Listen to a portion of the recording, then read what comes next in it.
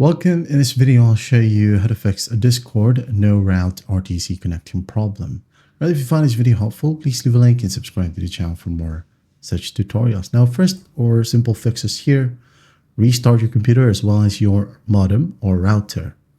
Okay, restart both, and then once that's done, gotta check if it helps.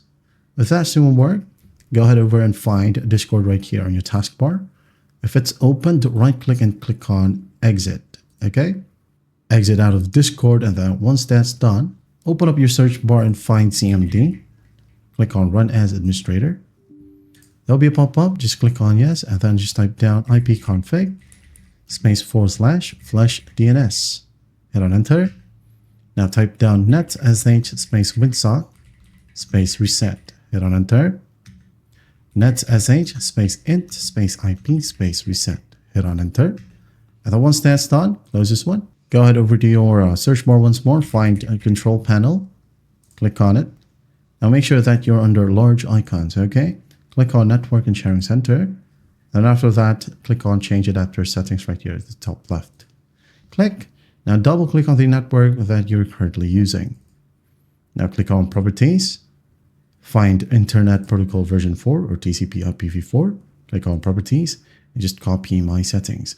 Obtain an IP address automatically and use the following DNS server addresses: 8888, 8844. And then once that's done, just click on OK. Close everything right here. Close. Now restart your computer. And then once that's done, go ahead and check Discord if it works now. Okay. Now if that still will work, go ahead and open up Discord. Once it loads, go ahead over to Settings at the bottom left. Down here, go ahead over to Audio or Voice and Video. Scroll down and find, okay, right here under Show Advanced Voice Settings, you'll find, scroll down a bit, Quality of Service right here.